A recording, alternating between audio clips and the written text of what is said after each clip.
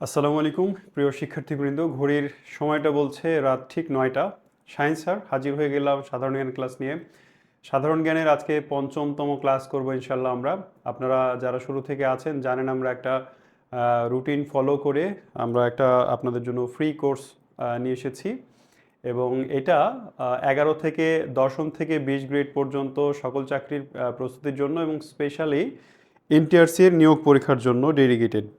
So যারা প্রথম থেকে ক্লাস করছেন আশা করি আজকেও পুরো সময়টা জুড়ে থাকবেন এবং আজকের ক্লাসটা খুব মনোযোগ দিয়ে করবেন। আজকে অনেক গুরুত্বপূর্ণ একটা টপিক নিয়ে আলোচনা হবে ইনশাল্লাহ। তো শুরু করি ক্লাস। ক্লাস শুরু করার আগে একটা আহ, বিষয় মনে করিয়ে দিই সবার জ্ঞাতার্থে, সবার কল্যাণার্থে। আজকে শনিবার 2 তারিখ, তাই না? আমাদের প্রতিশ্রুতি অনুযায়ী আজ ঠিক রাত 10:30টায় আপনার জন্য, মানে আজকে রাত 10:30টা থেকে পরীক্ষা শুরু হচ্ছে। আমরা যে কোর্স শুরু করেছি নতুন করে, এর সাথে যুগপৎ ধারাবাহিকভাবে পরীক্ষা অনুষ্ঠিত হবে এবং আজকে রাত 10:30টায় আপনার জন্য থাকবে ইংরেজি পরীক্ষা, যেটা আপনি আমাদের অ্যাপে দিতে পারবেন। যেহেতু ইংরেজি ক্লাস হচ্ছে, মানে যেদিন যে ক্লাস ওই দিনই রাতে ওই বিষয়ের উপরে, মানে ওই সাবজেক্টের পরীক্ষা। অর্থাৎ যেমন আজকে আপনি সন্ধ্যায় করেছেন ইংরেজি ক্লাস, এজন্যে রাত 10:30টায় হবে ইংরেজি পরীক্ষা। আর এখন আপনি জিকে ক্লাস করবেন, আর এই জিকে পরীক্ষাটা হবে রাত 11টায়। অর্থাৎ আমাদের পরীক্ষার শিডিউল হচ্ছে রাত 10:30টা এবং রাত 11টায়, ক্লাসগুলো সব শেষ করার পরেই। এবার অনেকেই প্রশ্ন করেছেন যে স্যার পরীক্ষা দিব কিভাবে। Good question. পরীক্ষা দিতে হলে অবশ্যই আমাদের পেইড গ্রুপে অ্যাড হতে হবে আপনাকে, এছাড়া বিকল্প আর কোনো ওয়ে নেই পরীক্ষাটা দেওয়ার। আপনারা যারা আমাদের অলরেডি পেইড গ্রুপে অ্যাড আছেন তারা আমাদের অ্যাপে গিয়ে পরীক্ষা দিতে পারবেন। তো পেইড গ্রুপে কিভাবে অ্যাড হতে হবে, যারা শুরু থেকে ক্লাস করছেন তারা নিশ্চয়ই জানেন। এখানে আপনি যে বইটা দেখতে পাচ্ছেন, all in one question bank, সুন্দর একটা বই। শুধু দেখতে সুন্দর না, ভেতরটা আরও অনেক সুন্দর। তো এই বইটাতে 4000 প্রশ্ন আছে প্লাস সাজেশন আছে। এই বইটা আপনার চাকরি প্রস্তুতি খুব স্ট্রং করার জন্য, একটা ভালো মানের প্রস্তুতি নেওয়ার জন্য এই বইটা আপনার সাথে থাকা জরুরি। তো আমরা এই কোর্সটা আপনাদের জন্য ফ্রি করে দিয়েছি, বাট এই কোর্স ফ্রি আপনি ক্লাস করতে পারবেন, কিন্তু এই ক্লাসের পিডিএফ, পরীক্ষা, এগুলোতে পার্টিসিপেট করতে হলে এই বইটা কেনার মাধ্যমে আপনাকে আমাদের পেইড গ্রুপে অ্যাড হতে হবে, দেন আপনি পরীক্ষাটা দিতে পারবেন। সো যারা এখনো বইটা কিনেননি, বইটা দ্রুত কিনে পেইড গ্রুপে অ্যাড হয়ে যান। আর যারা গ্রুপে অ্যাড আছেন তারা একটু কমেন্টে জানান যে কে কে এই পরীক্ষাটা দিতে খুব আগ্রহ নিয়ে অপেক্ষা করছেন, কে মানে ইচ্ছা পোষণ করছেন, আগ্রহ করছেন যে রাত 10টা বাজলে ইনশাল্লাহ ইংরেজি পরীক্ষাটা আজকে দিয়ে দিব, রাত 11টা বাজলেই জিকে পরীক্ষাটা ইনশাল্লাহ দিয়ে দিব। যারা আছেন তারা একটু আমাকে জানান তো কমেন্টে যে স্যার আমি পরীক্ষাটা দিব, পার্টিসিপেট করব। হ্যাঁ, আর যারা আছেন পরীক্ষা পার্টিসিপেট করতে চান না তারা একটু জানাবেন কেন করতে চান না। আর যারা এখনো বইটা কিনেন নাই তারাও জানাবেন কি অসুবিধার কারণে বইটা কিনছেন না। আর যারা কিনেছেন তারাও জানাবেন আলহামদুলিল্লাহ কিনেছি। সো বলে দিলাম কিভাবে পরীক্ষা দিবেন। অনেকেই সালাম দিয়েছেন, সালামটা নিয়ে নিই। ওয়ালাইকুম আসসালাম ওয়া রাহমাতুল্লাহ। তাহলে ক্লাস শুরু করব। আশা করি পরীক্ষার বিষয়টা বোঝাতে পেরেছি। রাত 10টায় ইংরেজি পরীক্ষা হবে আজকেই, আর রাত 10:30টায় ইংরেজি, আর রাত 11টায় হচ্ছে জিকে পরীক্ষা হবে। এবং পরীক্ষা দিতে হলে ওই যে বললাম পেইড গ্রুপে অ্যাড হতে হবে। কিভাবে বই কিনবেন লিঙ্কে কমেন্ট দেওয়া আছে, একটু দেখে প্রসেস ফলো করে বইটা অর্ডার করে ফেলুন। আজকে কি পড়বো আমরা বলেছি, আজকে অত্যন্ত ইম্পর্টেন্ট একটা টপিক নিয়ে ক্লাস হবে আমাদের, এবং সেটি হচ্ছে পাকিস্তানি আমল। আমরা এর আগে ব্রিটিশ ইতিহাস শেষ করেছি গত ক্লাসে। আজকে আমরা পাকিস্তান আমল, মানে 1947 থেকে, আমাদের আজকের ক্লাসের ডিউরেশন হবে 1947 থেকে শুরু করে 1969। হ্যাঁ, আমরা আজকে 1947 থেকে 1969 এই সময়টার ধারাবাহিক ইতিহাস, এবং বিশেষত আজকের ক্লাসের বড় একটা অংশ জুড়ে থাকবে ভাষা আন্দোলনের বিভিন্ন দিক, ভাষা আন্দোলনের এ টু জেড।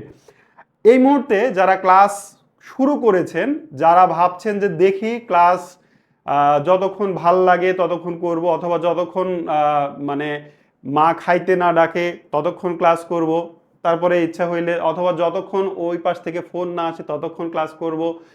তাদের বলছি, আমি চ্যালেঞ্জ করে বলছি, আমি আজকে এই যে 47 সাল থেকে 49 পর্যন্ত ইতিহাস, 69 পর্যন্ত ইতিহাস আপনাকে বলবো, পড়াবো, এটা অবশ্যই গল্পর আকারে বলবো। এবং চ্যালেঞ্জের জায়গা হচ্ছে, আমি বলেছি আজকে আমার ক্লাসের অধিকাংশ জায়গা জুড়ে থাকবে ভাষা আন্দোলনের এপিঠ ওপিঠ।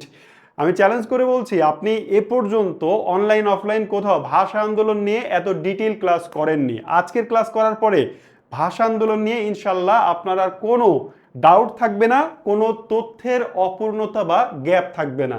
তাহলে অবশ্যই ক্লাসটি ধৈর্য ধরে করতে হবে, ঠিক আছে? আচ্ছা, মুখস্থ অংশ বুঝিয়ে দেন, নীল আকাশ বলছে। ভাই, এতদিন ক্লাস করার পরেও আপনি যদি মুখস্থ অংশ না বুঝেন তাহলে এটা অবশ্যই দুঃখজনক। আর যদি আজকে নতুন হয়ে থাকে তাহলে বলছি, মুখস্থ অংশ মানে ক্লাসে সব কিছু আলোচনা করা সম্ভব নয়, সম্ভব হয় না, আবার প্রয়োজনও হয় না। দেখেন, এখানে বলা হচ্ছে ভাষা আন্দোলন ভিত্তিক সাহিত্য গান। এবার ভাষা আন্দোলন ভিত্তিক গান, আমার ভাইয়ের রক্তে রাঙানো 21শে ফেব্রুয়ারি, আমি কি ভুলিতে পারি, আব্দুল গাফফার চৌধুরী লেখা এই গান। এবার পরীক্ষায় প্রশ্ন আসে এই গানের রচয়িতা কে, সুরকার কে, গায়ক কে ইত্যাদি। তো এখানে আপনাকে কি বোঝানোর কিছু আছে? অ্যাকচুয়ালি বোঝানোর কিছু না, আপনাকে ঝাড়া মুখস্থ করে ফেলতে হবে যে এই গানটির রচয়িতা আব্দুল গাফফার চৌধুরী, আপেল মাহমুদ সুর করেছেন, আব্দুল লতিফ গেয়েছেন, এভাবে মুখস্থ করে ফেলতে হবে। সাহিত্য, আরেক ফাল্গুন, জহির রায়হান লিখেছেন ভাষা আন্দোলন ভিত্তিক উপন্যাস আরেক ফাল্গুন। তো এখানে আমি আপনাকে কি বোঝানোর আছে বা বোঝানোর প্রয়োজন আছে কিনা? সো মুখস্থ অংশ বলতে যেই অংশটা আসলে আপনার বোঝার প্রয়োজন নাই, আপনি নিজে পড়লেই বুঝতে পারবেন, বেসিক্যালি মুখস্থ করতে হয় ওই অংশ। আর এই অংশ সাধারণ জ্ঞানের বাজারে প্রচলিত প্রত্যেকটা বইয়ে আছে, ওখান থেকে পড়ে নিতে হবে। আপনি চাকরি করবেন, চাকরির পরীক্ষা দিবেন, আপনার টেবিলে অন্তত 2-3টা বই থাকবে না, এটা হতে পারে না। সো ধারণা স্পষ্ট করুন, হ্যাঁ, ভালো ভালো বই টেবিলে রাখুন, পড়ার অভ্যাস গড়ে তুলুন, ঠিক আছে? এবং বারবার একই কথা জিজ্ঞেস করবেন না, তাহলে ক্লাসের মনোযোগ নষ্ট হয় আপনার সঙ্গে অন্যদেরও। যাই হোক, আচ্ছা, তাহলে আমরা আজকে এই অংশটা পড়ব। শুরু করি ক্লাস। প্রথমে গত ক্লাসে যেখান থেকে শুরু করেছিলাম ওইখান থেকে একটু ফ্ল্যাশব্যাকে যেতে হবে। মানে আজকে শুরু করার জন্য গত ক্লাসের একটু ফ্ল্যাশব্যাক থেকে আলোচনা করব। গত ক্লাসে আমরা জেনেছিলাম যে উপমহাদেশে অনেক আন্দোলন হলো, বিদ্রোহ হলো, সংগ্রাম হলো, হ্যাঁ, হতাহতের ঘটনা ঘটলো, দমন পীড়ন চললো। অবশেষে ব্রিটিশ শাসকরা বুঝতে পারলো যে এদেশে আর নিজেদের আয়ত্তে রাখা যাবে না। তারা মাউন্ট ব্যাটেন পরিকল্পনা অনুযায়ী 1947 সালের 14ই আগস্ট এবং 15ই আগস্ট পাকিস্তান ও ভারতকে স্বাধীনতা দিল। এবার একটু ব্যাকে যাই, কেন এই একটি দেশ থেকে দুটি দেশের জন্ম হলো? মানে দেশ তো ছিল একটাই, ভারত। বাংলাদেশ, পাকিস্তান, ভারত সবগুলো নিয়ে তো ভারত ছিল, ইন্ডিয়া ছিল। তাহলে এই ইন্ডিয়া থেকে হুট করে স্বাধীনতার সময় দুটি দেশ কেমনে হয়ে গেল? সে দুটি দেশ থেকে আবার 3টি দেশের জন্ম কেমনে হলো? 3টি দেশের জন্মের ইতিহাস আমরা নেক্সট ক্লাসে পড়বো। আজকে দুটি ক্লাসের জন্ম কিভাবে হলো, দুটি ক্লাস না, দুটি দেশের জন্ম কিভাবে হলো সেটা দেখি। দেখেন, আমি বলেছি যে মাউন্ট ব্যাটেন পরিকল্পনা হয়। তো মাউন্ট ব্যাটেন পরিকল্পনার একটা বড় প্রভাবক ছিল দ্বিজাতি তত্ত্ব এবং লাহোর প্রস্তাব। এটা কি জিনিস? দ্বিজাতি তত্ত্ব, এই ব্যাপারটা খুব সংক্ষেপে বুঝি, হয়তো অনেকে আপনারা বোঝেন। দ্বিজাতি মানে দুই জাতি, একটা জাতি হচ্ছে হিন্দু, একটা জাতি হচ্ছে মুসলিম। এই দ্বিজাতি তত্ত্ব লাহোর প্রস্তাবে উত্থাপিত হয়। এটা আবার কি? দ্বিজাতি তত্ত্ব এমন একটা তত্ত্ব যে আমরা দেখেছি যে এদেশে বঙ্গভঙ্গ হলো, বঙ্গভঙ্গ, স্বদেশী আন্দোলন, বিভিন্ন আন্দোলনের ফলে একসাথে হিন্দু মুসলিম মিলেমিশে বাস করলেও অতীতে ব্রিটিশ শাসকদের বিভিন্ন নিয়ম নীতির কারণে 1909, 1919, 1935 সালের 3টি নির্বাচনে তারা হিন্দু এবং মুসলিমদের জন্য আলাদা আলাদা নির্বাচনের ব্যবস্থা করেছিল। এই যে ব্রিটিশদের ডিভাইড অ্যান্ড রুল পলিসি, এর মাধ্যমে একসময় হিন্দু এবং মুসলমানদের সম্পর্ক অত্যন্ত খারাপ হয়ে পড়ে, সংঘাতময় হয়ে পড়ে।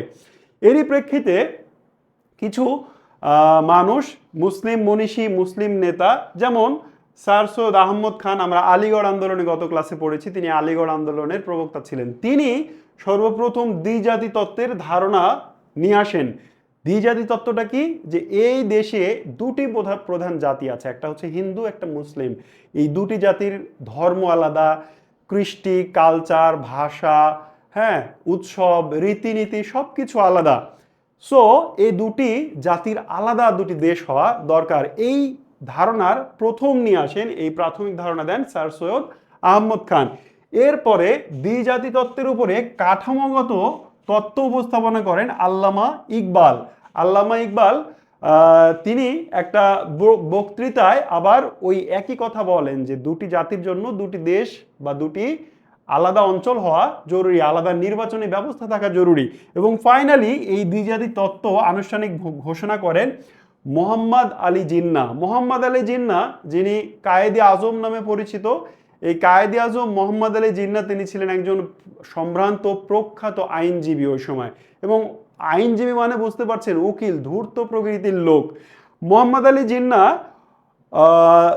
ব্যাখ্যা করলেন দ্বিজাতি তত্ত্ব কি। আমি এই যে বললাম দুটি আলাদা জাতি, আলাদা ভাষা, আলাদা সংস্কৃতি, তিনি বললেন হিন্দুদের, যে হিন্দু নেতাদের, আপনারা একটা অখণ্ড ভারতের কথা বলেন কিন্তু আপনারা তো হিন্দু মুসলিম বিয়ে মেনে নেন না, আপনারা তো হিন্দু মুসলিমদের অনুষ্ঠান উৎসবে আসেন না, আপনারা তো মুসলমানদের সবকিছু সাপোর্ট করেন না, তাহলে একটা দেশের কথা কেন বলেন? যেহেতু আলাদা জাতি, আলাদা দুইটা রাষ্ট্র হবে। এই হচ্ছে দ্বিজাতি তত্ত্ব।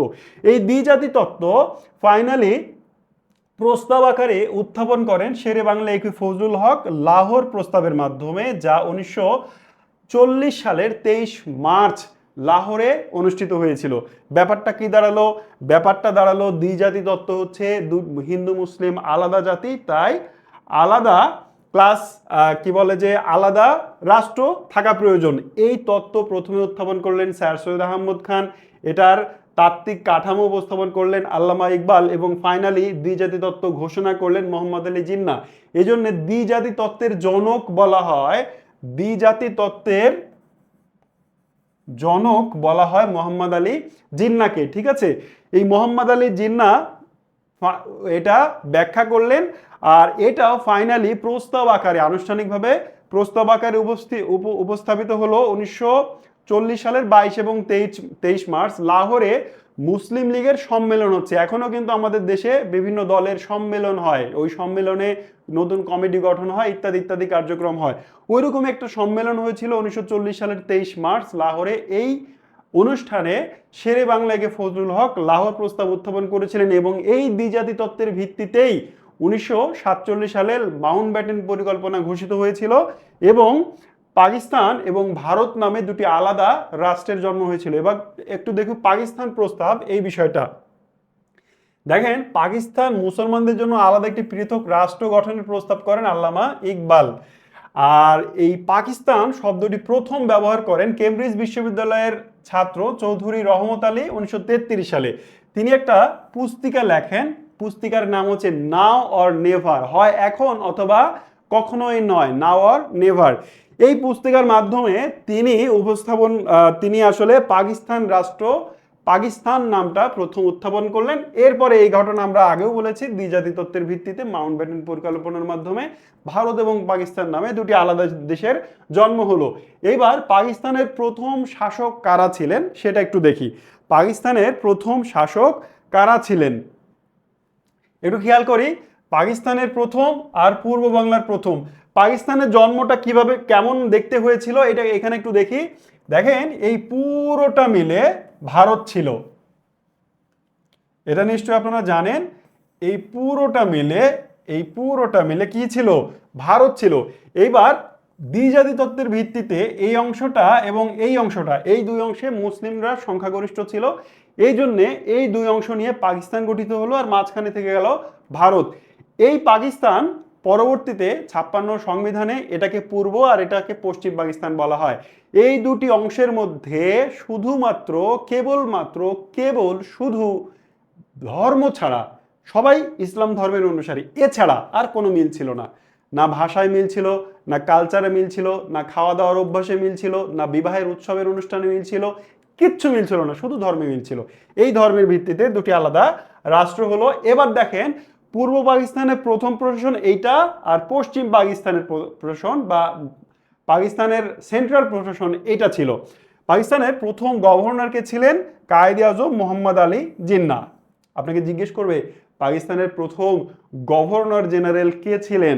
কায়েদ আজম মোহাম্মদ আলী জিন্নাহ। আর প্রথম প্রধানমন্ত্রী ছিলেন লিয়াকত আলী খান।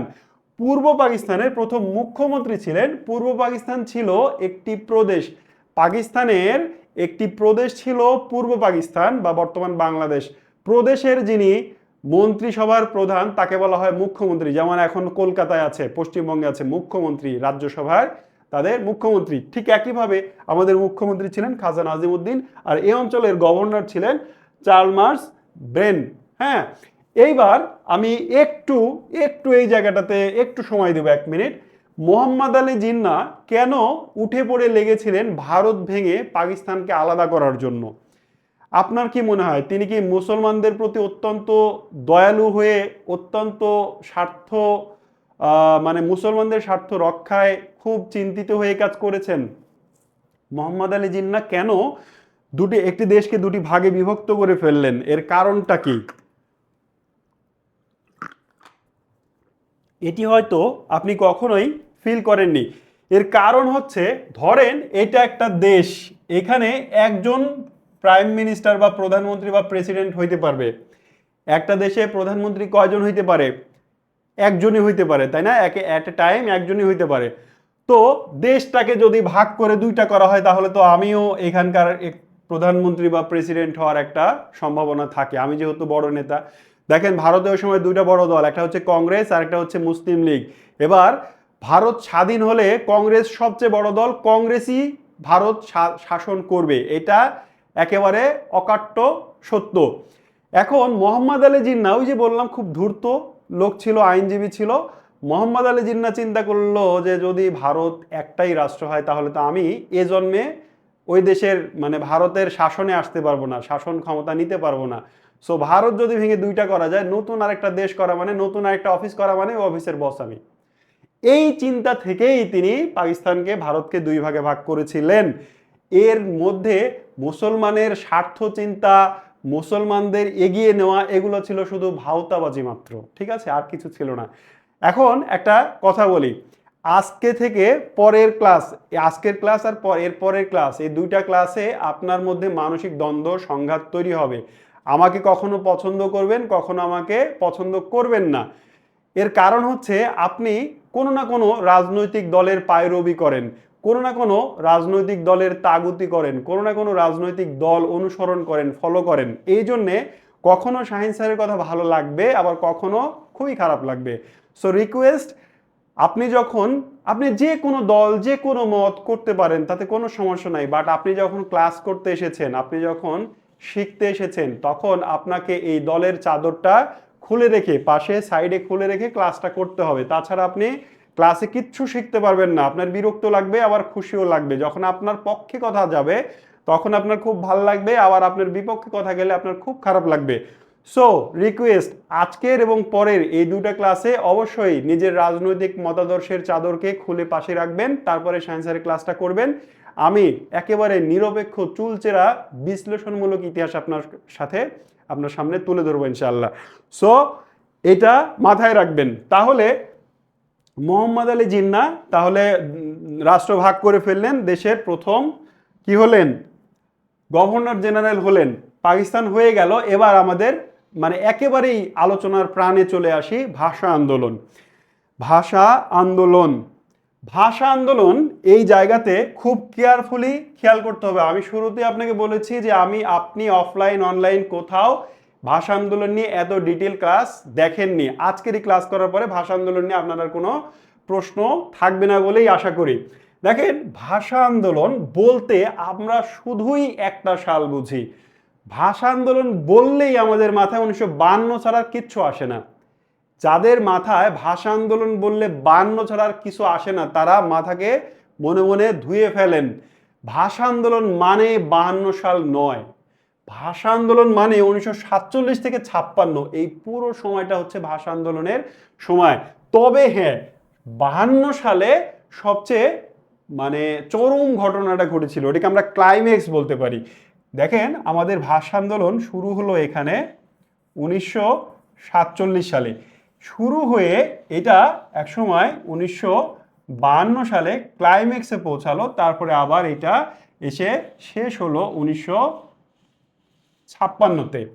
তার মানে ভাষা আন্দোলন বলতেই 1952 সাল নয়, ভাষা আন্দোলন শুরু হয়েছিল 1947 সালে, যেটার চূড়ান্ত পর্যায়ে গিয়েছিল 1952 সালে, আর শেষ পরিণতি ঘটেছিল, স্বীকৃতি লাভ হয়েছিল 1956 সালে। সো আমার ভাষা আন্দোলনের মধ্যে আলোচনা থাকবে সূত্রপাত, বিস্তৃতি, কিভাবে আন্দোলনটা বিস্তার লাভ করলো, এর পরিণতি কি হলো, আর এর স্বীকৃতি বা কে কখন কিভাবে দিল। এই ভাষা আন্দোলন থেকে এই 4টা টপিক যদি আপনি না জানেন তাহলে আপনি ভাষা আন্দোলনে কিচ্ছু জানেন না। সো চলেন শুরু করি। সূত্রপাত, ভাষা আন্দোলনের সূত্রপাত হয়েছিল 1947 সালে, তাই বললাম। আমি আপনাকে দেখাবো সালভিত্তিক কবে কোন ঘটনা ঘটেছিল। 47 থেকে শুরু করি 1956 সালে, এইভাবে সালভিত্তিক কবে কোন ঘটনা ঘটেছিল আর আপনাকে কি পড়ে মনে রাখতে হবে সেটাও বলে দিব।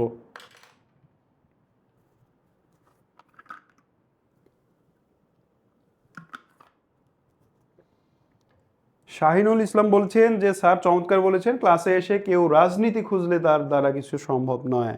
এক্স্যাক্টলি তাই, ক্লাসে রাজনীতি খুঁজলে স্যার কোন দলের সেটা খোঁজার চেষ্টা করলে মানে পড়াশোনা কিচ্ছু হবে না। হ্যাঁ, সো এটা মাথায় রাখবেন না, জানতে হবে সঠিক ইতিহাস এবং সঠিক উত্তর দিয়ে চাকরি পাইতে হবে, তাই না? তারপরে দলাদলি পরে করেন, সমস্যা নাই। 1947 সালে কি হলো ভাষা আন্দোলন? দেখেন 1947 সালের 14ই আগস্ট পাকিস্তান স্বাধীন হলো, তাই না? পূর্ব এবং পশ্চিম পাকিস্তান নামে দুটি অংশ নিয়ে পাকিস্তান স্বাধীন হলো।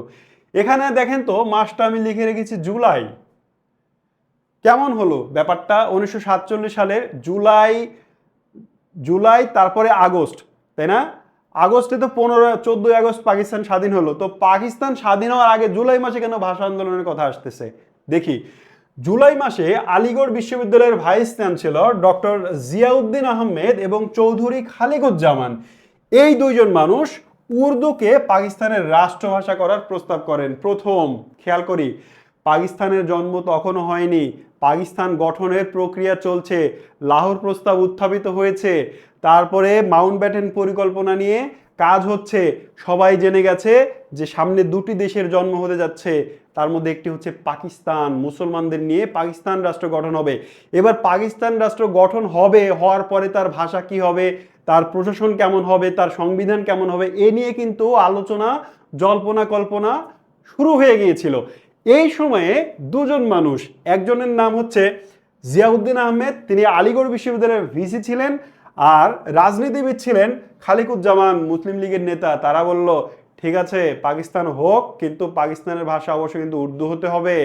হ্যাঁ, ওই এটার বলার কারণ কি? কারণ পাকিস্তানের আরেকটা অংশে যে মানুষ বাংলায় কথা বলে, ওরা তো বেটারা বলবে যে না না বাংলাও ভাষা দিতে হবে। আগেই ওরা টের পেয়েছিল, এই জন্যে বেটারা আগেই বলেছিল যে না উর্দু হইতে হবে ভাষা। দেখেন 24 জুলাই ডক্টর মোহাম্মদ শহীদুল্লাহ, আমাদের বাংলা ভাষার রত্ন ডক্টর মোহাম্মদ শহীদুল্লাহ, তিনি এই তাদের পায়তারা, তাদের কথা শুনে দৈনিক আজাদ পত্রিকায় একটা লিখলেন, একটা কলাম লিখলেন। হ্যাঁ, এখন তো আমরা কলাম নামে চিনি। পাকিস্তানের রাষ্ট্রভাষা সমস্যা, এই শিরোনামে তিনি দৈনিক আজাদ পত্রিকায় একটি কলাম লিখলেন এবং সেখানে বললেন যে উর্দু থাকতেই পারে, তবে পাশাপাশি বাংলাকেও পাকিস্তানের অন্যতম রাষ্ট্রভাষা করা উচিত। তিনি যুক্তি তর্কের মাধ্যমে সেটা উপস্থাপন করলেন। তাহলে দেখেন তো, আপনাকে যদি জিজ্ঞেস করে পাকিস্তানের রাষ্ট্রভাষা উর্দু করার প্রথম প্রস্তাব কে দিয়েছিলেন, তাহলে এই দুইজনের একজনের নাম কিন্তু আপনাকে, মানে দুইজনের নামই মনে রাখতে হবে, পরীক্ষায় যে কোনো একজনের নাম থাকবে অথবা উভয়, এভাবে অপশন থাকবে। আর যদি বলে যে বাংলাকে উর্দুর পাশাপাশি, শহীদুল্লাহ কিন্তু বলেন নাই যে না উর্দু বাদ খালি বাংলাই হবে। হ্যাঁ, দেখেন মানে আমাদের লোকজন কত সফট, ওরা কত হার্ড। ওরা বলেছে যে খালি উর্দুই হতে হবে, আর আমাদের শহীদুল্লাহ বললেন যে উর্দু হোক সমস্যা নেই, কিন্তু এই মানে নতুন যে দেশ গঠিত হতে যাচ্ছে এর বৃহৎ একটি অংশের মানুষ বাংলায় কথা বলে, সো বাংলাকেও পাশাপাশি রাষ্ট্রভাষা রাখতে হবে, এবং তিনি যুক্তিতর্কের মাধ্যমে এটা উপস্থাপন করেন। মনে রাখবেন জুলাই, এরপরে 1 সেপ্টেম্বর, খুবই গুরুত্বপূর্ণ একটি তারিখ, খুবই গুরুত্বপূর্ণ একটি তারিখ হচ্ছে 1 সেপ্টেম্বর। এখানে একটু বানান উল্টাপাল্টা হয়েছে, আচ্ছা দেখি, 1 সেপ্টেম্বর কত সাল যেন? 1 সেপ্টেম্বর 1947 আছি আমরা, মনে আছে? 1947 সালের সেপ্টেম্বরের 1 তারিখ ঢাকা বিশ্ববিদ্যালয়ের পদার্থবিজ্ঞানের অধ্যাপক, ঢাকা বিশ্ববিদ্যালয়ের পদার্থবিজ্ঞানের অধ্যাপক আবুল কাশেম তার নাম, তিনি একটি সংগঠন তৈরি করলেন তমুদ্দুন মজলিস। তমুদ্দুন মজলিস সাংস্কৃতিক সংগঠন হিসেবে তিনি প্রতিষ্ঠা করলেন। এইবার অনেকের কনফিউশন হবে, আপনি বই পাবেন এটা একের জায়গায় 2ও পাবেন। হ্যাঁ, কোনো জায়গায় পাবেন যে তমুদ্দুন মজলিস গঠিত হয়েছিল 1947-এর 1 সেপ্টেম্বর, কোনো জায়গায় পাবেন 2 সেপ্টেম্বর, দুটি সঠিক। 1 সেপ্টেম্বর বাংলাপিডিয়ার তথ্য অনুযায়ী 1 সেপ্টেম্বর, আবার কিছু কিছু বইয়ে বলা হয় 2 সেপ্টেম্বর। সো 1-2 দুইটাই মনে রাখবেন, পরীক্ষা যেটা আসে সেটাই দিবেন।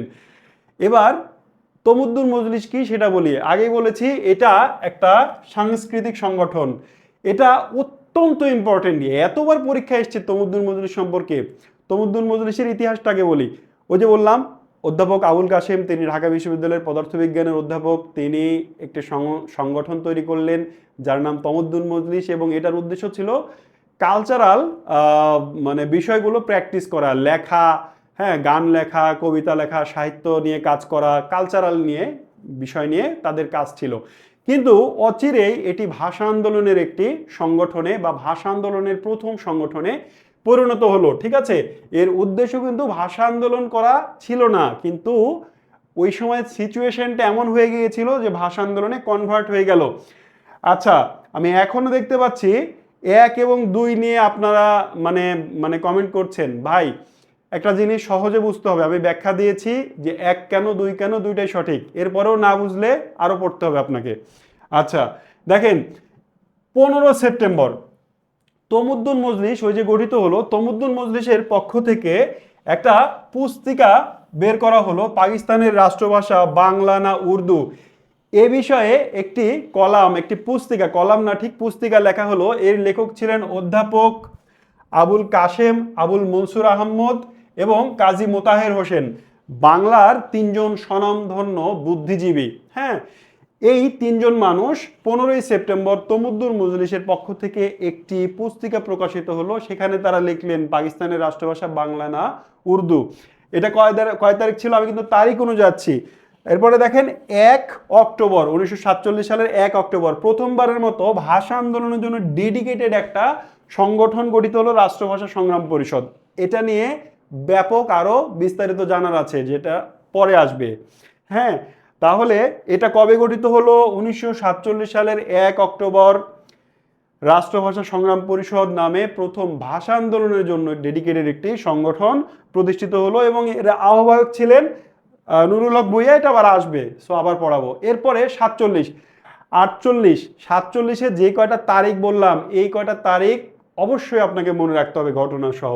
1948 সালের 23 ফেব্রুয়ারি গণপরিষদের প্রথম অধিবেশন বসেছে। গণপরিষদে, কোথাকার গণপরিষদ? পাকিস্তানের গণপরিষদে প্রথম অধিবেশন বসেছে। এই গণপরিষদে আমাদের একজন কুমিল্লার মানে সদস্য ছিলেন। গণপরিষদ মানে ধরে নেন সংসদ। কুমিল্লার একজন সদস্য, তার নাম হচ্ছে ধীরেন্দ্রনাথ দত্ত। তিনি সর্বপ্রথম গণপরিষদে উর্দুর পাশাপাশি পাকিস্তানকে রাষ্ট্রভাষা করার দাবি জানালেন। এখন আমি জানি আপনাদের অনেকেরই আবার প্রশ্ন তৈরি হবে, স্যার একটু আগে বললেন ডক্টর মোহাম্মদ শহীদুল্লাহ দাবি জানিয়েছিলেন, আবার এখন বলছেন যে ধীরেন্দ্রনাথ দত্ত, ব্যাপারটা কি? ব্যাপারটা হচ্ছে বুঝতে হবে কিওয়ার্ড, প্রত্যেকটা বিষয়ের একটা কিওয়ার্ড থাকে। শহীদুল্লাহ ওই ফরম্যাটে, শহীদুল্লাহ কোনো রাজনীতিবিদ ছিলেন না। শহীদুল্লাহ সংসদে দাঁড়িয়ে ওই কথা বলেননি। শহীদুল্লাহ বলেছিলেন লেখার মাধ্যমে, তিনি একজন ভাষাবিদ, তিনি একজন বুদ্ধিজীবী। তিনি কলাম, একটা পত্রিকায়, দৈনিক আজাদ পত্রিকায় কলাম লিখে সেখানে প্রথম দাবি করেছিলেন যে উর্দুর পাশাপাশি বাংলাকেও রাষ্ট্রভাষা করা জরুরি, উচিত। আর ধীরেন্দ্রনাথ দত্ত তিনি কলামিস্ট নয়, তিনি সাংবাদিক বা ভাষাবিদ নয়, তিনি একজন রাজনীতিবিদ, সংসদের সদস্য। সংসদে দাঁড়িয়ে, যেদিন সংসদের প্রথম অধিবেশন বসে, ওই দিন সংসদে দাঁড়িয়ে তিনি বললেন যে উর্দু করবেন সমস্যা নাই, কিন্তু উর্দুর পাশাপাশি বাংলাকেও রাষ্ট্রভাষা করতে হবে। এই ক্যাটাগরিতে তিনি প্রথম। ভালো করে চিন্তা করে মনে রাখতে হবে। 2 মার্চ ঢাকা বিশ্ববিদ্যালয় কেন্দ্রীয় রাষ্ট্রভাষা সংগ্রাম পরিষদ গঠিত হয়। এর আগে এই টাইপেরই আরেকটা সংগঠন আমরা 1 অক্টোবর 1947 সালে গঠিত হতে দেখেছি। ওই সংগঠনটি কোনো কারণে দুর্বল হয়ে পড়েছে, ইনঅ্যাক্টিভ হয়ে পড়েছিল। এই জন্যে শামসুল আলমের নেতৃত্বে আবারও আরেকটি সংগঠন গঠিত হয়। এ নিয়ে পরে বলবো। 11 মার্চ 1948 সালের 11 মার্চ ভাষার দাবিতে ধর্মঘট পালিত হয়, হরতাল পালিত হয়। এই হরতালে পাকিস্তান সরকার বা পুলিশ প্রশাসন 69 জনকে আন্দোলনকারীকে অ্যারেস্ট করেছিল। এই জন্যে দেখেন তো, এখন আমাদের মাতৃভাষা দিবস বা আন্তর্জাতিক মাতৃভাষা দিবস হিসেবে পালন করা 21শে ফেব্রুয়ারিকে। যতদিন না 21শে ফেব্রুয়ারিকে আন্তর্জাতিক মাতৃভাষা দিবস অথবা মাতৃভাষা দিবস হিসেবে পালন করা হতো, তার আগে এই 11 মার্চই ভাষা দিবস হিসেবে পালিত হতো। ঠিক আছে, বুঝতে পারলেন? আমরা এখন 21শে ফেব্রুয়ারিকে মাতৃভাষা দিবস হিসেবে পালন করি, এটাকে 1953 সাল থেকে পালন করি। কিন্তু 1953 সালের আগ পর্যন্ত, অর্থাৎ 1948 থেকে শুরু করে 1952 সাল পর্যন্ত 11 মার্চকে ভাষা দিবস হিসেবে পালন করা হতো। আপনাকে পরীক্ষায় জিজ্ঞেস করবে 21শে ফেব্রুয়ারির আগে কোন তারিখকে ভাষা দিবস হিসেবে পালন করা হতো? Answer 11 March. কেন? কারণ ওই দিন ধর্মঘটে 69 জনকে অ্যারেস্ট করা হয় এবং অনেক অত্যাচার নির্যাতন করা হয়। এই জন্যে পরের স্লাইডে যাই আমরা। 21 মার্চ মোহাম্মদ আলী জিন্নাহ তিনি ঢাকায় আসলেন, রেসকোর্স ময়দানে ঘোষণা দিলেন উর্দু এবং উর্দুই হবে পাকিস্তানের একমাত্র রাষ্ট্রভাষা। এরপরে 24 মার্চ, ওই একই মাসের 24 তারিখে তিনি ঢাকায় এসছেন। 21শে মার্চে রেসকোর্স ময়দান, বর্তমানে সোহরাওয়ার্দী উদ্যান, এখানে একটা জনসভায় তিনি ভাষণ দিয়ে বললেন, কত বড় বুকের পাটা, কত বড় কলিজা। চিন্তা করেন, বাংলার এই অঞ্চলে এসে, যেখানে 100% মানুষ বলা যায়, মানে অধিকাংশ মানুষ, 100% কথাটা ঠিক হবে না, অধিকাংশ মানুষ যেখানে বাংলায় কথা বলে, সেই বাংলার মাটিতে দাঁড়িয়ে মোহাম্মদ আলী জিন্নাহ বলছেন যে উর্দু এবং উর্দুই হবে পাকিস্তানের একমাত্র রাষ্ট্রভাষা। বুকের কলিজা কত বড়। তারপরে 24 তারিখ ঢাকা ইউনিভার্সিটি, যেখানে প্রাচ্যের অক্সফোর্ড বলা হয়, এই ঢাকা ইউনিভার্সিটিতে দাঁড়িয়ে আবারও এই লোক বলল উর্দু এবং উর্দুই হবে পাকিস্তানের রাষ্ট্রভাষা। কলিজা কত বড়, তারিখটা মনে রাখতে হবে। এরপরে 18ই নভেম্বর কত সাল পড়ছি আমরা কত সালে আছি জানো? 1948 সালের 18 নভেম্বর পাকিস্তানের প্রথম প্রধানমন্ত্রী লিয়াকত আলী খান বেটাও একই কথা বললেন, উর্দু এবং উর্দুই হবে পাকিস্তানের একমাত্র রাষ্ট্রভাষা। তার মানে প্রশাসন একই জায়গায় অনড়। যখন এই 24শে মার্চ ঢাকা ইউনিভার্সিটিতে মোহাম্মদ আলী জিন্নাহ বলেছিলেন যে উর্দুই হবে পাকিস্তানের রাষ্ট্রভাষা, তখন ওখানকার স্টুডেন্টরা দাঁড়িয়ে প্রতিবাদ করেছিল নো নো বলে। ঠিক আছে, এটা হতে পারে না, এটা মেনে নেব না। এর পরের তারিখটা আমরা একটু সালই চেঞ্জ করে ফেলবো, মানে 1949-এর জাস্ট একটা ঘটনাই আমাদের মনে রাখতে হয়, এই জন্য ওকে চিপার মধ্যে রেখে দিয়েছি 1949। 1949-এর 9 মার্চ দেখেন অদ্ভুত একটা ঘটনা ঘটলো। হ্যাঁ, এটা আপনি হয়তো এতদিনে জানেন না। 1949-এর 9 মার্চ এই দিন অদ্ভুত একটা ঘটনা ঘটলো। মৌলানা আকরম খাঁ, নাম হয়তো শুনেছেন, মৌলানা আকরম খাঁয়ের নেতৃত্বে পূর্ব বাংলা ভাষা কমিটি নামে একটা কমিটি গঠন করা হলো। তো আমি বহুদিন পর্যন্ত বুঝতাম যে এটা বাংলা ভাষার পক্ষের একটা সংগঠন। দেখেন, এই সংগঠনটা, কমিটিটা গঠন করেছে সরকার, মৌলানা আকরম খাঁর নেতৃত্বে। হ্যাঁ, এবার এই কমিটির উদ্দেশ্য কি ছিল? এই কমিটির উদ্দেশ্য ছিল, দেখেন আমি লিখলাম AMI, আমি বাঙালি। এই ভাষাটা কি বলেন তো? এই ভাষাটা বাংলা, কিন্তু কোন অক্ষরে লিখেছি? ইংরেজি অক্ষরে লিখেছি, ইংরেজি লেটারে বাংলা ভাষা লিখেছি, যেটা আমরা এখন মেসেঞ্জার, হোয়াটসঅ্যাপ, ইউটিউবে মানে কমিউনিকেশনে ইউজ করি। কেমন আসো, KMNACHO, তাই না, ACO এরকম ইউজ করি। যাই হোক, এখন আমি যেটা বলতে চাচ্ছি, এটার ভাষা বাংলা বাট লেটার ইংরেজি। ওই যে ভাষা কমিটি গঠন করা হলো 9 মার্চ 1949 সালে আকরম খান নেতৃত্বে। এটার উদ্দেশ্য ছিল যে ঠিক আছে বেটারা, তোরা বাংলা ভাষা চাস, ওকে, বাংলা ভাষা থাকবে বাট বাংলা অক্ষর থাকবে না। মানে বাংলা ভাষা লিখতে হলে উর্দু ভাষা দিয়ে লিখতে হবে, যেমন আমি লিখলাম ইংরেজি দিয়ে, ঠিক তারা এরকম একটা পরিকল্পনা করেছিল যে ঠিক আছে এদেরকে যেহেতু মানানো যাচ্ছে না, তো বেটার এক কাজ কর, তোরা বাংলা ভাষায় কথা বলবি, লিখবি, ঠিক আছে সমস্যা নেই, কিন্তু উর্দু ভাষায় লিখতে হবে, বাংলা ভাষায় বাংলা দিয়ে লিখতে পারবি না, ক খ গ সরে ও সরেয়া কেড়ে নেওয়া হবে। এই কাজ করেছিলেন মৌলানা আকরম খাঁ। হ্যাঁ, একদিন যে প্রাণ দিয়ে ভালোবাসতেন, এখন দেখেন মৌলানা আকরম খাঁর নেতৃত্বে এটা হইতে যাচ্ছিল, যেটা হয়নি। পরের স্লাইডে যাই। 1950 সাল, 49-এর জাস্ট একটা ঘটনাই আমরা মনে রাখবো। 1950 সালে এসে কি হলো, 1950 সালের 11ই মার্চ তৃতীয়বারের মতো ঢাকা বিশ্ববিদ্যালয়ের রাষ্ট্রভাষা সংগ্রাম পরিষদ গঠিত হলো, যার আহ্বায়ক ছিলেন আব্দুল মতিন। জাস্ট 50 একটা তথ্যই মনে রাখেন। এই কমিটি 4টা গঠিত হয়েছিল, 4টা আমি আবার আপনাকে একসাথে দিব। পরেরটাতে যাই, 52 সাল, যেটাকে আপনারা ভাষা আন্দোলন মনে করেন, সেই 52 সালে চলে আসলাম। 1952 সালের ঘটনা বলছি। 1952 সালের 31 জানুয়ারি মাওলানা আব্দুল হামিদ খান ভাসানী, তাকে সভাপতি করে সর্বদলীয় রাষ্ট্রভাষা কেন্দ্রীয় সংগ্রাম পরিষদ, সর্বদলীয় কেন্দ্রীয় রাষ্ট্রভাষা সংগ্রাম পরিষদ নামে আরও একটা কমিটি গঠিত হলো। এর আগে আমরা দেখেছি রাষ্ট্রভাষা সংগ্রাম পরিষদ, ঢাকা বিশ্ববিদ্যালয়ের রাষ্ট্রভাষা সংগ্রাম পরিষদ, সর্বদলীয় রাষ্ট্রভাষা সংগ্রাম পরিষদ, সর্বদলীয় কেন্দ্রীয় রাষ্ট্রভাষা সংগ্রাম পরিষদ, একই প্রায় কাছাকাছি নামে 4টি কমিটি, যেটা একটু পরে আলাদা করে বলে দিব। তো ফাইনালি 1952 সালের 31 জানুয়ারি এই কমিটিটা গঠন করা হয়। এই কমিটি সিদ্ধান্ত নেয় যে তারা 21শে ফেব্রুয়ারি, ভালো করে বুঝি, এই কমিটি 31 জানুয়ারি 1952 সালের জানুয়ারি মাসের শেষ দিন সিদ্ধান্ত নিল, গঠিত হয়েই সিদ্ধান্ত নিল 21 ফেব্রুয়ারি আমরা একটা মিছিল করব। ঠিক আছে, এইবার এই 21 ফেব্রুয়ারি মিছিল এবং হরতাল করার সিদ্ধান্ত গ্রহণ করা হয়েছিল এই 31 জানুয়ারিতেই। এইবার 20 ফেব্রুয়ারির ঘটনা, মানে 21শে ফেব্রুয়ারির আগে, মানে 20 দিন আগে যখন তারা ঠিক করেছে 21শে ফেব্রুয়ারি আমরা একটা হরতাল করব, ভাষার দাবিতে মিছিল করব, ঠিক তার আগের দিন, ওই মিছিলটা হওয়ার ঠিক আগের দিন 20 ফেব্রুয়ারি পাকিস্তান সরকার, পূর্ব বাংলা সরকার সিদ্ধান্ত নিল যে কোনোভাবেই মিছিল করতে দেয়া যাবে না। তারা 144 ধারা জারি করলো। কবে? 20 তারিখে 144 ধারা জারি করলো। 144 ধারা মানে কেউ মিছিল মিটিং কিছু করতে পারবে না, ঘর থেকে বাইরে হইতে পারবে না। এই দাবি, এই আইন যখন চলে আসলো, তখন এই কমিটি বৈঠকে বসলো এবং বৈঠকের সিদ্ধান্ত হলো সরকার যা ইচ্ছা তাই করুক, আমরা 21 তারিখে মিছিল বের করবই করব। যা বলা তাই কাজ। 21শে ফেব্রুয়ারি মিছিল বের হইলো, মিছিলে গুলি হইলো, গুলিতে 30 কোটি মানুষ মারা গেল, তাই না? 21শে ফেব্রুয়ারির মিছিলে পুলিশের গুলিতে কয় কোটি মানুষ মারা গেছিল বলেন তো? 30 কোটি মানুষ মারা গেছিল, তাই না?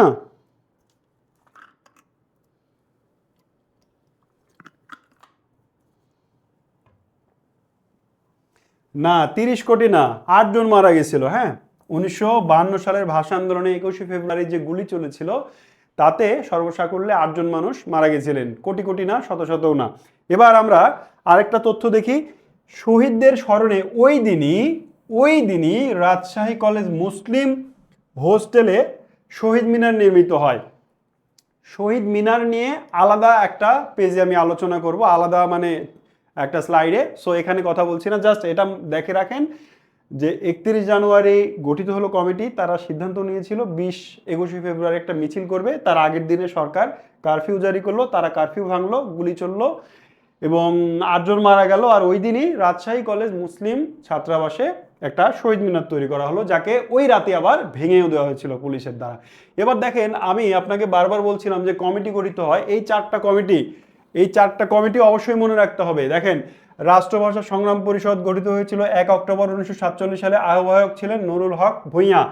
এইভাবে 4টি কমিটিরই যা লেখা আছে সব পড়তে হবে, মনে রাখতে হবে, আপনার যেন এলোমেলো হয়ে না যায়, সেজন্য আমি তথ্যটা গুছিয়ে দিয়েছি। যেহেতু আমি একবার বলেছি, সো আমি আর রিপিট করছি না। এটা অবশ্যই ভালো করে এটা মুখস্থ করে নেবেন।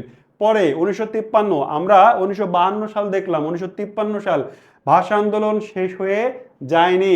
1953 সালে 21শে ফেব্রুয়ারিকে শহীদ দিবস হিসেবে ঘোষণা করা হলো। ওই যে বললাম যে 1953 সালে এই যে আমরা 21শে ফেব্রুয়ারিকে মাতৃভাষা দিবস হিসেবে পালন করছি এটা শুরু হয়েছিল 1953 সালে। তার আগ পর্যন্ত 11ই মার্চকে ভাষা দিবস হিসেবে পালন করা হতো। 1954, আচ্ছা 53-র পরে 54 সালটা এখানে ছোট করে দিয়ে দিয়েছি। 7ই মে পাকিস্তানের গণপরিষদে বাংলাকে অন্যতম রাষ্ট্রভাষা হিসেবে স্বীকৃতি দেওয়া হয়। এই যে প্রথম একটা স্বীকৃতি আসলো এই দীর্ঘ সংগ্রামের পর, এই প্রথম একটা স্বীকৃতি আসলো ভাষার নিয়ে, ঠিক আছে। আচ্ছা ঠিক আছে, আপনারা ভাষা আন্দোলনে শহীদদের নাম লিখছেন, লিখেন দেখি 8 জন শহীদের নাম কে কে জানেন। একসাথে একটা কমেন্টে লিখেন তো, আলাদা আলাদা সালাম, বরকত, রফিক, জব্বার না বলে। আমি বলেছি যে ভাষা আন্দোলনে শহীদ হয়েছিল 8 জন। আপনার যদি জানা থাকে এই 8 জনের নাম একটা কমেন্টে একটু জানান দেখি কারা কারা জানে। যদি না জানেন সমস্যা নাই, আমি একটা স্লাইডে তাদের নাম রেখেছি। আচ্ছা, তাহলে এই যে 1954 সালের 7ই মে ভাষার প্রথম স্বীকৃতি আসলো গণপরিষদ থেকে। 56 সাল 16ই ফেব্রুয়ারি জাতীয় পরিষদে বাংলা ভাষাকে অন্যতম রাষ্ট্রভাষা হিসেবে স্বীকৃতি দেওয়া হয়। একটু খেয়াল করি, এটা হচ্ছে গণপরিষদ, এটা হচ্ছে গণপরিষদ, এটা গণপরিষদ, আর এটা হচ্ছে জাতীয় পরিষদ, দুটো আলাদা জিনিস, ঠিক আছে। আলাদা জায়গায় আলাদা আলাদাভাবে স্বীকৃতি দেওয়া, একটা হচ্ছে 54 সালে 7ই মে, আর একটা হচ্ছে 56-র 16ই ফেব্রুয়ারি। ফাইনালি 1956-র 29 ফেব্রুয়ারি পাকিস্তানের প্রথম সংবিধানের জন্ম হয়। এই সংবিধানে অবশেষে সাংবিধানিকভাবে বাংলাকে উর্দুর পাশাপাশি রাষ্ট্রভাষা হিসেবে স্বীকৃতি দেওয়া হয়। বুঝতে পারলেন ভাষা আন্দোলনের জার্নিটা? আমি জাস্ট তারিখ ধরে ধরে আপনাকে দেখিয়েছি। এর মধ্যে আরো অনেক মানে নাটক, সিনেমা, কাহিনী, উপন্যাস রচনা করা যাবে, কিন্তু আপনার চাকরির পরীক্ষার জন্য এত দরকার নাই। বাট আমি যে যে তারিখগুলো, যে যে পয়েন্টগুলো বলেছি ওগুলো অবশ্যই আপনাকে মাথায় রাখতে হবে যদি আপনি চাকরির পরীক্ষায় ভালো করতে চান। তাহলে হয়ে গেল ভাষা আন্দোলন শেষ। এবার শহীদদের তালিকা। যারা যারা 8 জন শহীদের নাম জানেন না, এই স্লাইডটা ভালো করে দেখে মুখস্থ করে নেবেন। দেখেন, আবুল বরকত নাম্বার 1। আবুল বরকত কে ছিলেন? আবুল বরকত পরিচয় দিয়েছি, ঢাকা বিশ্ববিদ্যালয়ের রাষ্ট্রবিজ্ঞান বিভাগের ছাত্র ছিলেন। তারপরে 2 আব্দুল জাব্বার ময়মনসিংহের কৃষক পরিবারের সন্তান ছিলেন। 3 আব্দুস সালাম শুল্ক বিভাগের পিয়ন ছিলেন। 4 আব্দুল আওয়াল, তিনি একজন রিক্সা চালক ছিলেন। 5 রফিক উদ্দিন আহমদ মানিকগঞ্জের দেবেন্দ্র কলেজের স্টুডেন্ট ছিলেন। 6 শফিউর রহমান, যাকে আমরা শফিক বলি, শফিউর রহমানকে আমরা সাধারণত শফিক বলে থাকি, তিনি হাইকোর্টের কর্মচারী ছিলেন। তিনি 22 ফেব্রুয়ারি মানে ইনজুর্ড হয়েছিলেন। দেখেন এরা দুজন কিন্তু ইনজুর্ড হয়েছিলেন, 21 ফেব্রুয়ারি মারা যাননি, একটু পরে তিনি 22 তারিখ, আর তিনি হচ্ছে 7 এপ্রিল মারা গিয়েছিলেন। ওহিউল্লাহ শিশু শ্রমিক ছিলেন। আরেকজন হচ্ছে অজ্ঞাত বালক, মানে তার নাম জানা যায় নাই, ঠিক আছে। অনেকের মতে তার নাম হচ্ছে আব্দুর রহিম। এই হচ্ছে ভাষা আন্দোলনের 8 জন শহীদ। এবার এখান থেকে কি প্রশ্ন আসে সেটা একটু বলে দিই। আপনাকে জিজ্ঞেস করবে ভাষা আন্দোলনের নিচে কে ভাষা আন্দোলনের শহীদ বা নিচে কে শহীদ নয়। আপনি তো জানেন 30 কোটি মানুষ ভাষা আন্দোলনে শহীদ হয়েছে, বাট 30 কোটি না, 8 জন, এই 8 জনই, ঠিক আছে। তো এই 8 জনের নাম মনে রাখতে হবে। আর সাথে সাথে কে কি করতেন বলবে, ভাষা শহীদদের মধ্যে ঢাকা ইউনিভার্সিটির স্টুডেন্ট কে ছিলেন, অথবা আবুল বরকত ঢাকা ইউনিভার্সিটির কোন ডিপার্টমেন্টের স্টুডেন্ট ছিলেন, এভাবে আপনাকে জিজ্ঞেস করবে, ঠিক আছে। কোন ডিপার্টমেন্টের স্টুডেন্ট ছিলেন, আপনাকে বলবে যে শুল্ক বিভাগে পিওন হিসেবে চাকরি করতেন কোন ভাষা শহীদ, আপনাকে বলবে হাইকোর্টের কর্মচারী ছিলেন কোন ভাষা শহীদ। এই মানে পরিচয়গুলো মনে রাখতে হবে, ঠিক আছে। আশা করি বুঝতে পেরেছেন। পরে যাই, ভাষা আন্দোলনের সময় পাকিস্তানের শাসকবর্গ। ভাষা আন্দোলন যখন চলছিল তখন পাকিস্তানে প্রশাসনে কে কে ছিলেন জানা জরুরি। তাহলে দেখেন 21 ফেব্রুয়ারি যেই দিন গুলি চলেছিল ওই দিনের প্রশাসন কে ছিলেন? গভর্নর জেনারেল ছিলেন মালিক গোলাম মোহাম্মদ। পাকিস্তানের গভর্নর ছিলেন মালিক গোলাম মোহাম্মদ। পাকিস্তানের প্রধানমন্ত্রী ছিলেন খাজা নাজিমউদ্দিন, আর পূর্ব পাকিস্তানের মুখ্যমন্ত্রী ছিলেন নুরুল আমিন। এই 3টা নাম আপনাকে মনে রাখতেই হবে। ভাষা আন্দোলনের সময় গভর্নর জেনারেল ছিলেন কে, প্রধানমন্ত্রী কে ছিলেন, আর পূর্ব পাকিস্তানের মুখ্যমন্ত্রী কে ছিলেন, এই প্রশাসনটা মনে রাখা জরুরি। পরে যাই, শহীদ মিনার। বলেছিলাম শহীদ মিনার নিয়ে আলাদা করেই আলোচনা করব, এবার তার পালা। শহীদ মিনার মানে কি? শহীদদের স্মরণে নির্মিত মিনার, শহীদ মিনার। আমরা এই সিম্বলটা চিনি সবাই। শহীদ মিনার বলতে আমরা এরকম বুঝি, এই ভাঁজটা এদিকেও হয় ওইদিকেও হয় মনে হয় সম্ভবত। এই হচ্ছে শহীদ মিনার, ঠিক আছে। আর পিছনে তো একটা লাল থাকে, তাই না? এই হচ্ছে আমাদের শহীদ মিনার।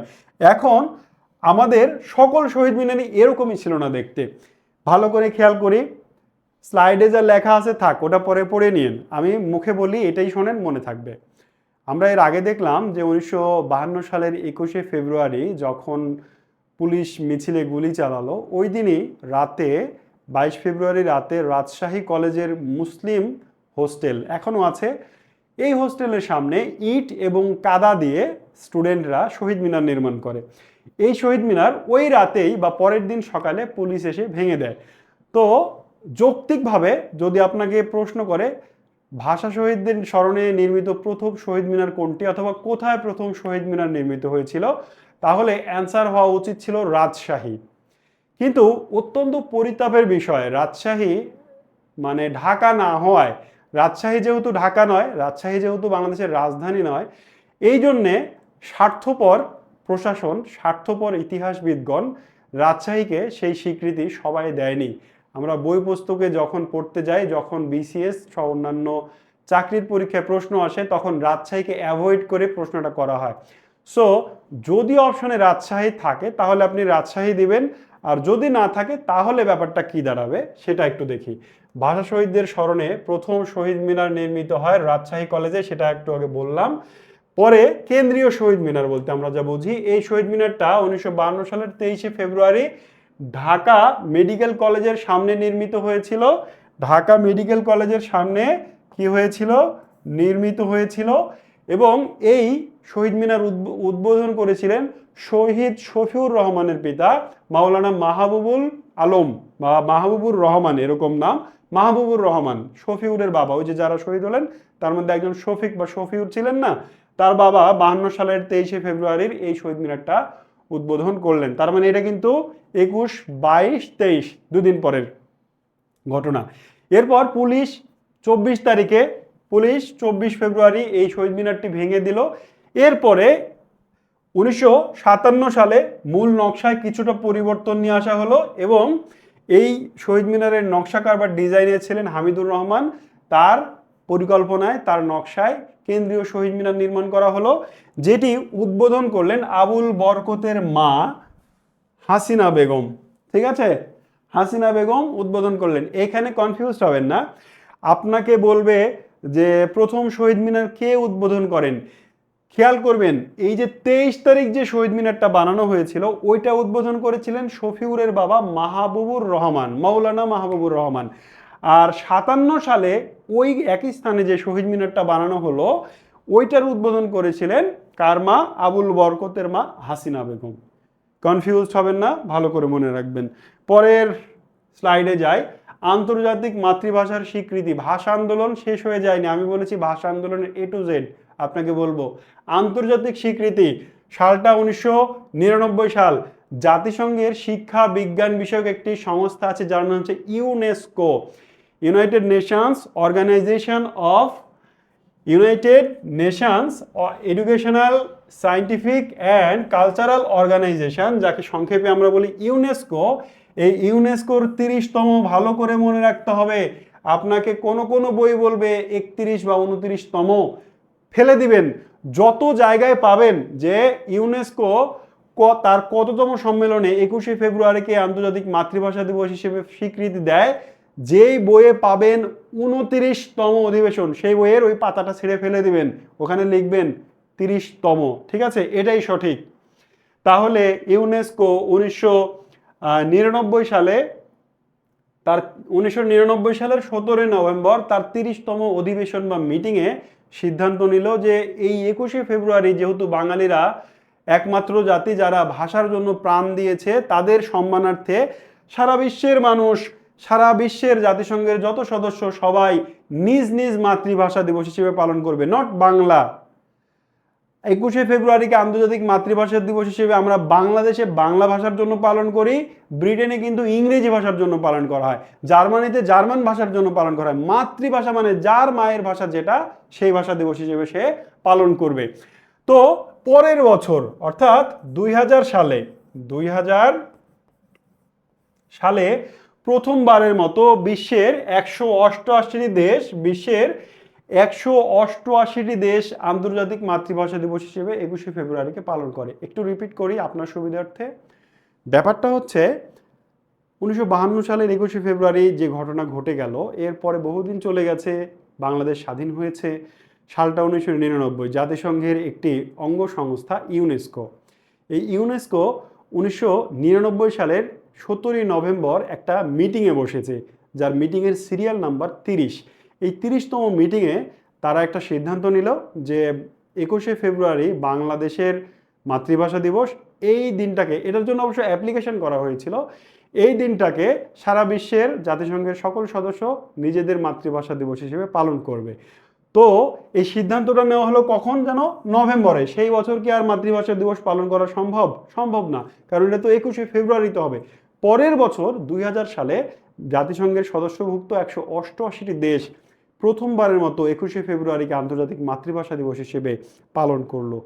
এবার 21শে ফেব্রুয়ারি বা মাতৃভাষাকে কেন্দ্র করে বাংলাদেশে একটা পদক প্রবর্তিত হয়েছে 1976 সালে প্রেসিডেন্ট জিয়াউর রহমানের শাসনামলে।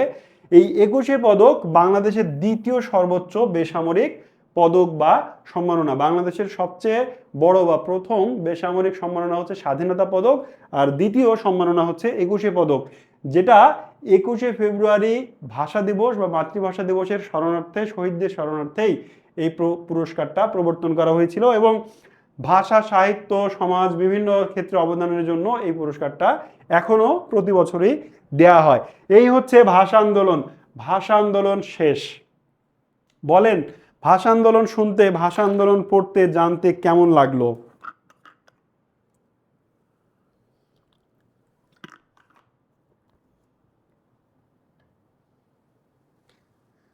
একটু জানান, ভাষা আন্দোলন সম্পর্কে এতক্ষণ যা বললাম কেমন লাগলো? খুব কি কঠিন লাগলো, নাকি মোটামুটি ভালো লাগলো, না খুব ভালো লাগলো? কোনটা মনে রাখতে পারবেন তো? দেখেন, এখন এখন থেকে শুরু করে শেষ পর্যন্ত আমার ঝুলিতে, আমার স্লাইডে যে তথ্যগুলো আছে, রাজনৈতিক পট পরিবর্তন হওয়ার কারণে এই তথ্যগুলো গুরুত্ব হারিয়েছে। হ্যাঁ, এবং এই তথ্যগুলো খুব বেশি জোর দিয়ে পড়ার দরকার নাই। স্লাইডে আমি রেখেছি ধারাবাহিকতা রক্ষার জন্য। আপনার কাজ হবে এই স্লাইড থেকে হোক আর বই থেকে হোক, ধারাবাহিকতা রক্ষার জন্য এই জিনিসগুলো একটু পড়ে নেওয়া। এখানে আমি আর তেমন কোনো আলোচনা করব না। আপনার জন্য চাইলে আমি ভাষা আন্দোলন পর্যন্তই ক্লাসটা শেষ করে দিতে পারতাম, তাহলেই হতো। এরপরে যে তথ্যগুলো আছে জাস্ট একবার করে রিডিং পড়ে নেবেন, ধারাবাহিকতাটা রক্ষা হবে। দেখেন, আওয়ামী মুসলিম লীগের জন্ম হয়েছিল কত সালে? হোসেন শহীদ সোহরাওয়ার্দীর নেতৃত্বে 1949 সালে। 1949 সালের 23 জুন টিকাটুলির কে এম দাস লেন রোডে রোজ গার্ডেনে। তো আওয়ামী লীগের জন্ম কখন হয়েছিল? এখন আর পরীক্ষায় এটা আসার সম্ভাবনা খুব কম, একটা সময় প্রচুর এসেছে। এই জন্যে যা প্রয়োজন নেই তা খুব বেশি পড়ে মাথা লোড করার দরকার নেই। কিন্তু একেবারেই পড়বেন না তা বলছি না, আপনি অ্যাজ এ বাংলাদেশি ধারাবাহিকতা রক্ষার জন্য আপনাকে এটা পড়তে হবে। কখনো কখনো হুট করে চলে তো আসতেও পারে, তাই না? এই জন্যে একটু দেখে রাখবেন। আমি আর সময় দিচ্ছি না। তাহলে আওয়ামী লীগের জন্ম হয়েছিল 1949 সালে। শুরুতে এর নাম ছিল আওয়ামী মুসলিম লীগ।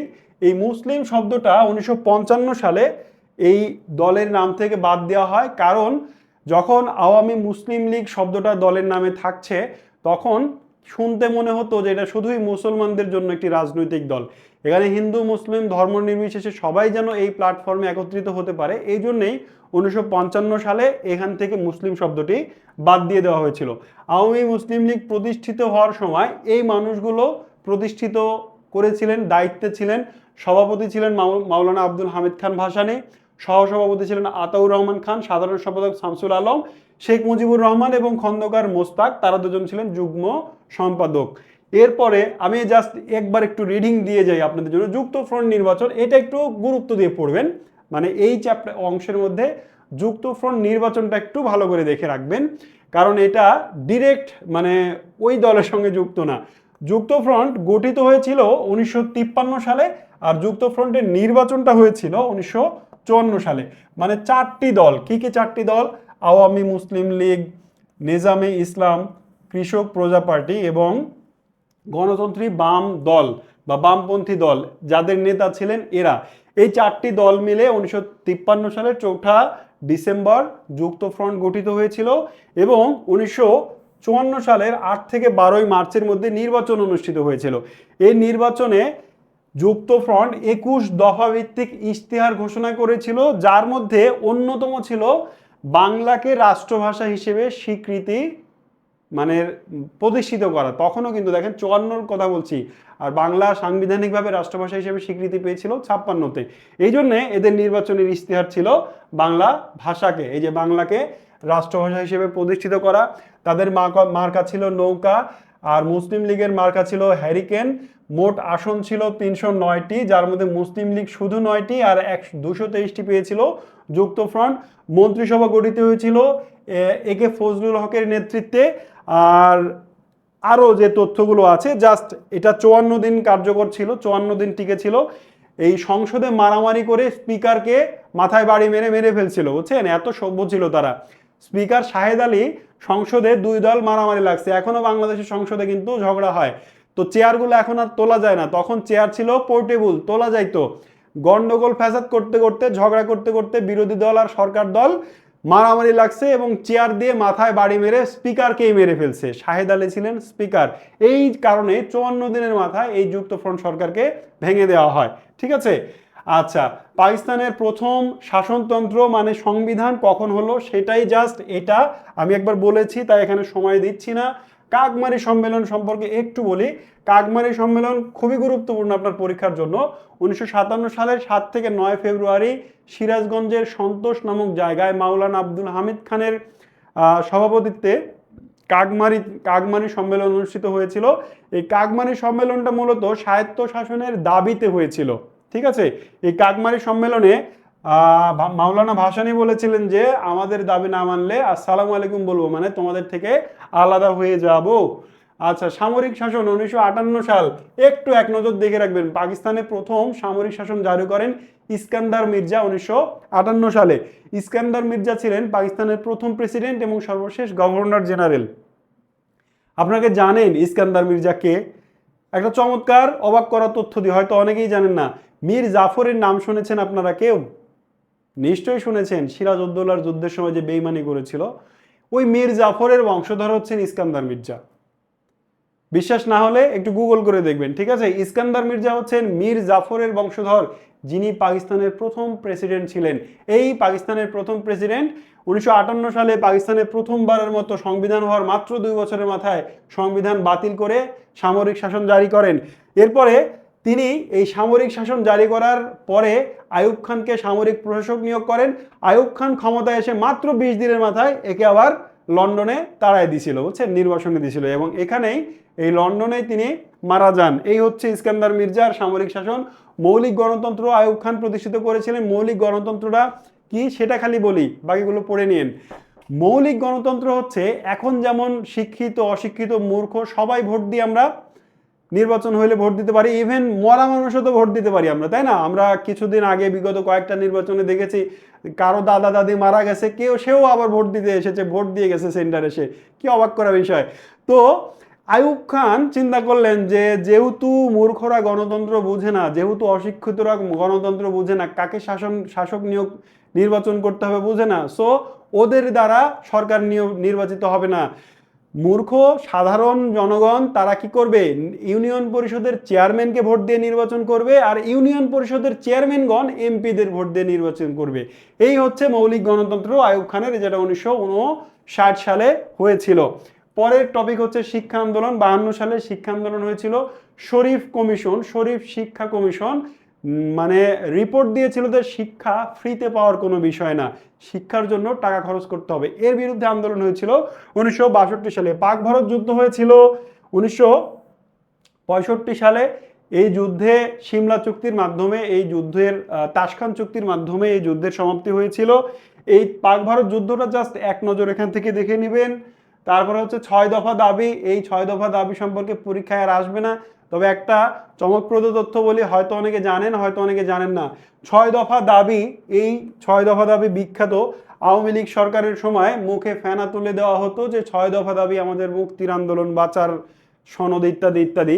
তো 6 দফা দাবি উত্থাপন করেছিলেন শেখ মুজিবুর রহমান, মাগার 6 দফা দাবির লেখক তিনি ছিলেন না, 6 দফা দাবির জনক তিনি ছিলেন না। রুহুল কুদ্দুস নামে একজন ওই সময় সচিব ছিলেন, একজন ম্যাজিস্ট্রেট ছিলেন, যিনি এই 6 দফার প্রথমে তিনি 7টি দফা লিখে দিয়েছিলেন। শেখ মুজিবুর রহমান ওখান থেকে একটি দফা বাদ দিয়ে 6 দফায় পরিণত করেন। তাহলে ব্যাপারটা কি দাঁড়ালো, যেই 6 দফা নিয়ে এত চিৎকার করি, যেই 6 দফা নিয়ে এত অহংকার করি, যেই 6 দফা নিয়ে এত গর্ব করি, ওই 6 দফা আসলে শেখ মুজিবুর রহমানের লেখাই না, ওইটা আরেকজন লিখে দিয়েছিলেন, রুহুল কুদ্দুস। বাট রুহুল কুদ্দুসের খসড়া দাবিগুলো শেখ মুজিবুর রহমান ভেরিফাই করেছিলেন, তিনি চূড়ান্ত করেছিলেন, ঠিক আছে। একেবারে আবার ফেলেও দিয়েন না কেউ, ঠিক আছে, হাসেন না। ওই যে বললাম, একবার কথা আপনার পক্ষে যাবে একবার বিপক্ষে যাবে, সবে তো শুরু, আগামী ক্লাসে এটা আরো বেশি হবে। সো শেখ মুজিবুর রহমান 6 দফা দাবির জনক ছিলেন না, তিনি এটার ফাইনাল করেছিলেন এবং উপস্থাপক ছিলেন। 6 দফা দাবি নিয়ে পরীক্ষায় আর প্রশ্ন হয়তো আসবে না, তাই একবার রিডিং পড়ে নিন। আগরতলা ষড়যন্ত্র মামলা, শেষ টপিক আজকের ক্লাসের। আগরতলা ষড়যন্ত্র মামলা ব্যাপারটা কি, 1968 সাল 3 জানুয়ারি পাকিস্তান সরকার শেখ মুজিবুর রহমান সহ 35 জনের বিরুদ্ধে একটা মামলা ঠুকে দিলেন। পাকিস্তান সরকারের অভিযোগ হচ্ছে শেখ মুজিব সহ যারা এই মামলার আসামি, তারা পাকিস্তান রাষ্ট্রের বিরুদ্ধে ষড়যন্ত্র করছে। ইন্টেলিজেন্সের মাধ্যমে তাদের কাছে তথ্য ছিল যে শেখ মুজিব সহ 35 জন যারা আসামি, তারা ভারতের ত্রিপুরার আগরতলায় মিলিত হয়ে একটা মিটিং করেছে, যে মিটিংয়ে তারা সিদ্ধান্ত নিয়েছে যে ভারতের সহায়তায় তারা পাকিস্তান থেকে পূর্ব পাকিস্তানকে আলাদা করে ফেলবে। তো এটা তো একটা দেশের বিরুদ্ধে ষড়যন্ত্রই, তাই না? এইবার ধরেন নোয়াখালী বিভাগ চাই, আপনারা আন্দোলন করেন। এইবার বাংলাদেশের সরকার জানতে পারলো যে এই যে আমার ক্লাসে যারা আছেন এই মুহূর্তে কাকে দেখতে পাচ্ছি, রিমিকে দেখতে পাচ্ছি, তারপরে হাবিবকে হাবিব না হাবিবা সরকার, তো রিমি, হাবিবা সরকার, সুমন, মাসুম, শাহিন সবাই মিলে, সামিউল সবাই মিলে এরা একটা মিটিং করেছে যে নোয়াখালীকে বাংলাদেশ থেকে আলাদা করে ফেলা হবে। তো এটা কি বাংলাদেশের বিরুদ্ধে ষড়যন্ত্র না? তো এবার সরকার যদি আমাদের নামে কেস করে তাহলে ওইটা কি সরকারের অপরাধ? ব্যাপারটা তো ঠিকই ঘটেছিল, ষড়যন্ত্র হয়েছিল। মানে অনেকে আপনারা বুঝবেন যে ষড়যন্ত্র হয়েছিল শেখ মুজিবের বিরুদ্ধে না, শেখ মুজিব সহ যারা আসামি তারাই আসলে পাকিস্তান রাষ্ট্রের বিরুদ্ধে ষড়যন্ত্র করেছিলেন। এই জন্য এই মামলাটার নাম হচ্ছে আগরতলা ষড়যন্ত্র মামলা। তবে এর অফিসিয়াল নাম হচ্ছে রাষ্ট্র বনাম শেখ মুজিবুর রহমান ও অন্যান্য। মোট আসামে কে ছিল, কত সালে কি হলো, এটা একটু দেখে রাখেন এক নজর, ঠিক আছে। এই আগরতলা ষড়যন্ত্র মামলার বিরুদ্ধে 69-এর গণ অভ্যুত্থান হলো। প্রথমে 11 দফা আন্দোলন চলছিল ছাত্রদের ব্যানারে, ছাত্ররাই মূলত এটা চালাচ্ছিল। আপনারা নিউক্লিয়াসের গঠন দেখবেন, এই নিউক্লিয়াস সায়েন্সের নিউক্লিয়াস না, এই নিউক্লিয়াস হচ্ছে রাজনীতির নিউক্লিয়াস। নিউক্লিয়াসের গঠন দেখবেন 3 জন নেতা, তারা হচ্ছেন যে আরেফিন, কাজী আরেফ, তারপরে হচ্ছে যাই হোক নাম এই খুবই পরিচিত নাম, কিন্তু এই মুহূর্তে মাথায় আসছে না। তো তারা ছাত্ররা আসলে এটা মুভমেন্টটা চালু করেছিলেন এবং 69-এ গণ অভ্যুত্থানে মোটা দাগে 4 জন শহীদ হয়েছিলেন। এই 4 জন শহীদ এবং তাদের শাহাদাত বরণের, মৃত্যুবরণের তারিখটা একটু মনে রাখতে হবে। হ্যাঁ, দেখেন, আসাদুজ্জামান তিনি 20 জানুয়ারি মারা গিয়েছিলেন। এই আসাদের মৃত্যুর পর শামসুর রহমান লিখেছিলেন, তার রক্তভেজা শার্ট দেখে লিখেছিলেন আসাদের শার্ট নামক কবিতা। আপনারা বাংলায় পড়েছেন আসাদের শার্ট, শামসুর রহমানের বিখ্যাত কবিতা। এই আসাদের শার্ট কবিতাটা লিখেছিলেন তিনি এই আসাদকে কেন্দ্র করে। মতিউর রহমান শহীদ হয়েছিলেন 24 জানুয়ারি 1969 সাল। সার্জেন্ট জহুরুল হক 1969-এর 15 ফেব্রুয়ারি শহীদ হয়েছিলেন।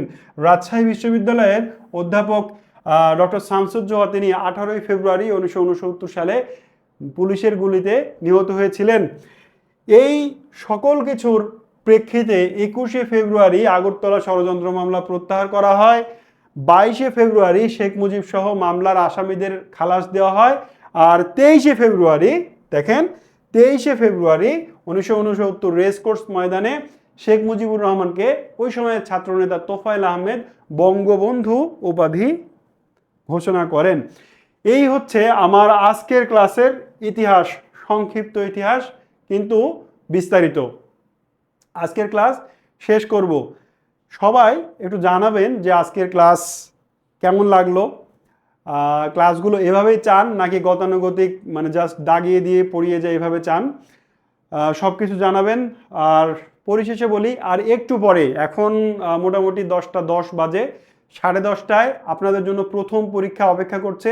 অ্যাপে মানে গ্রুপে যারা আছেন পেইড গ্রুপে তারা অ্যাপে এসে পরীক্ষাটা দিবেন এবং 11টায় জিকে পরীক্ষা হবে, সেটাও ইনশাল্লাহ সবাই পার্টিসিপেট করবেন। সো যারা যারা পরীক্ষা দেওয়ার জন্য অধীর আগ্রহে অপেক্ষা করছেন তাদের অপেক্ষার অবসান ঘটছে। আর যারা চান পরীক্ষা দিতে কিন্তু পরীক্ষা দেওয়ার এখনও সিস্টেম পাচ্ছেন না, গ্রুপে অ্যাড হননি, ভাই খুব সহজ সমাধান, এই বইটা কিনে ফেলেন, প্রসেস ফলো করেন, গ্রুপে লিঙ্ক দেওয়া আছে, প্রসেস ফলো করেন, খুব দ্রুত আপনাকে গ্রুপে অ্যাড করে নেওয়া হবে এবং আপনি এখন থেকেই চাইলে আজকে থেকেই পরীক্ষা হয়তো দেওয়া শুরু করতে পারবেন। সো সবার জন্য শুভকামনা থাকলো, সবাই ভালো থাকুন, সুস্থ থাকুন, দেখা হচ্ছে ইনশাল্লাহ পরের ক্লাসে। আল্লাহ হাফেজ।